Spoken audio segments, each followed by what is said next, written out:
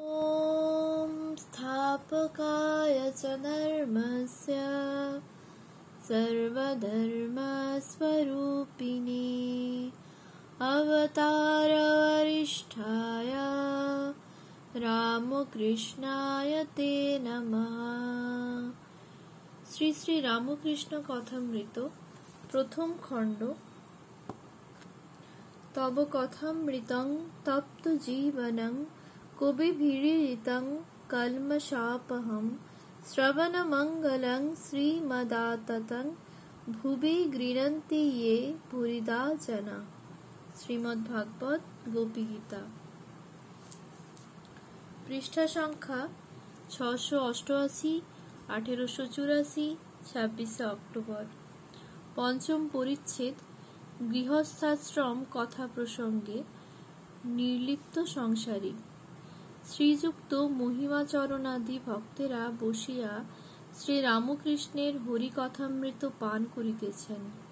কথাগুলি যেন বিবিধ বর্ণের মণিরত্ন, যে যত পারেন কুড়াইতেছেন, কিন্তু কোঁচড় পরিপূর্ণ হয়েছে, এত ভার বোধ হচ্ছে যে উঠা যায় না। ক্ষুদ্র ক্ষুদ্র আধার, আর ধারণা হয় না।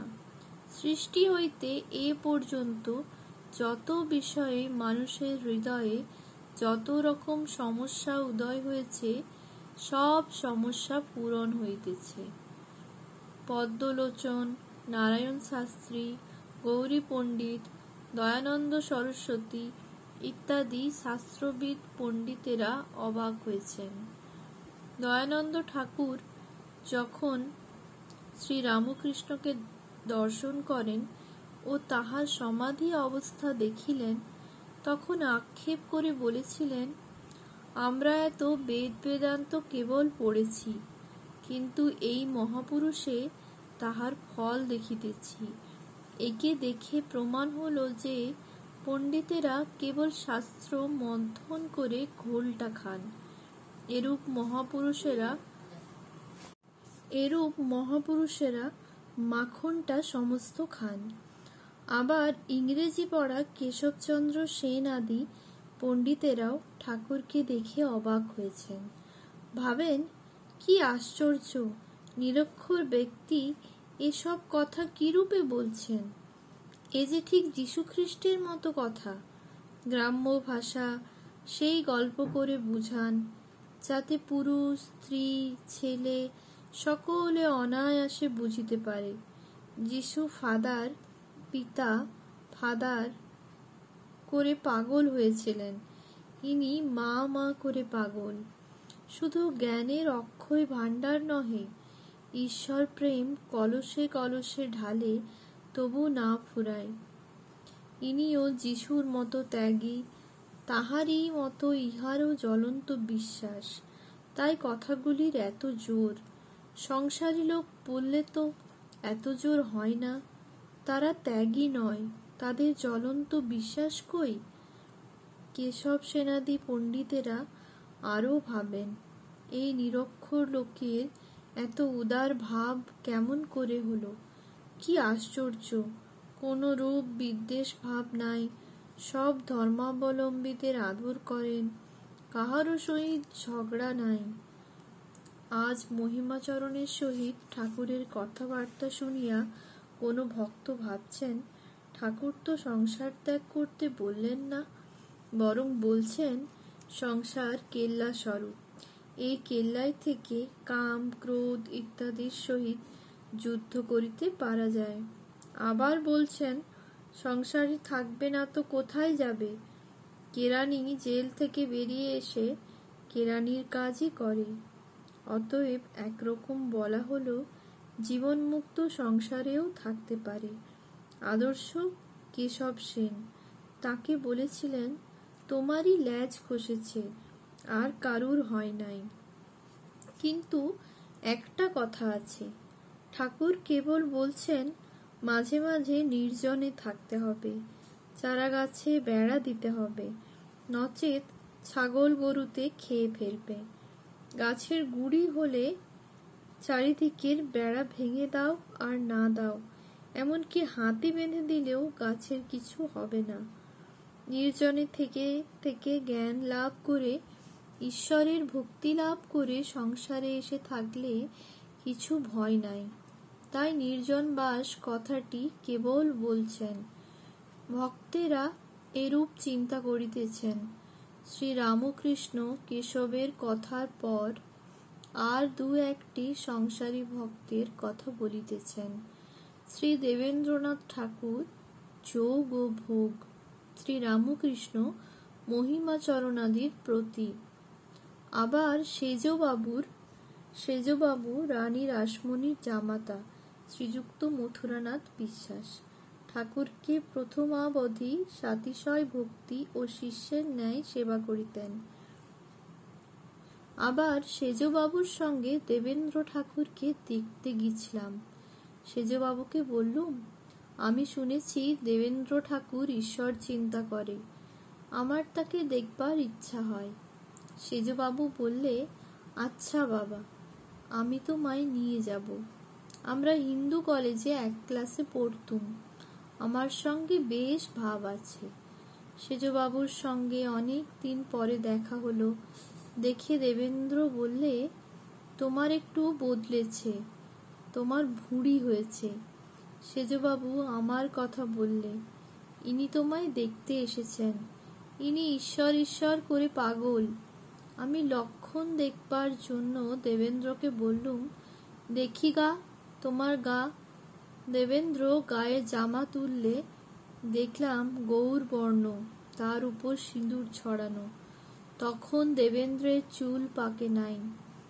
প্রথম যাবার পর একটু অভিমান দেখেছিলাম, তা হবে না গা, অত ঐশ্বর্য, বিদ্যা, মান, সম্ভ্রম। অভিমান দেখে সেজবাবুকে বললুম, আচ্ছা, অভিমান জ্ঞানে হয় না অজ্ঞানে হয়? যার ব্রহ্মজ্ঞান হয়েছে তার কি আমি পণ্ডিত, আমি জ্ঞানী, আমি ধনী বলে অভিমান থাকতে পারে? দেবেন্দ্রের সঙ্গে কথা কইতে কইতে আমার হঠাৎ সেই অবস্থাটি হলো। সেই অবস্থাটি হলে কে কিরূপ লোক দেখতে পায়। আমার ভিতর থেকে হি হি করে একটা হাসি উঠল।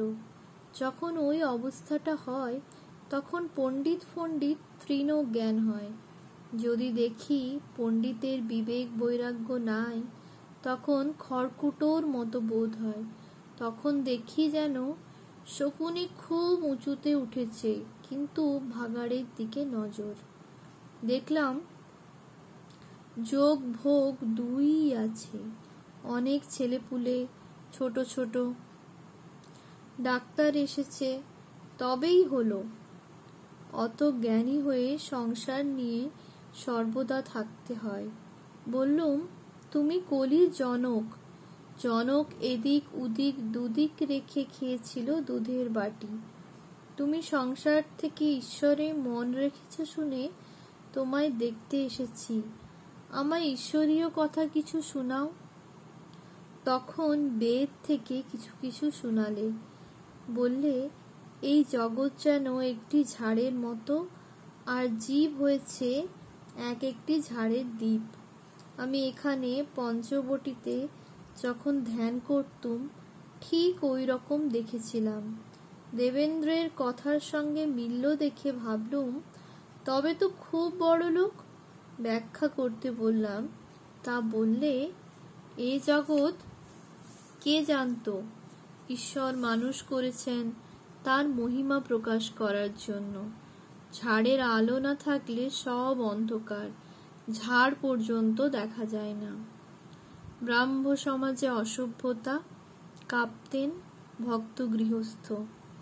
অনেক কথাবার্তার পর দেবেন্দ্র খুশি হয়ে বললে, আপনাকে উৎসবে অর্থাৎ ব্রহ্মোৎসবে আসতে হবে। আমি বললাম, সে ঈশ্বরের ইচ্ছা।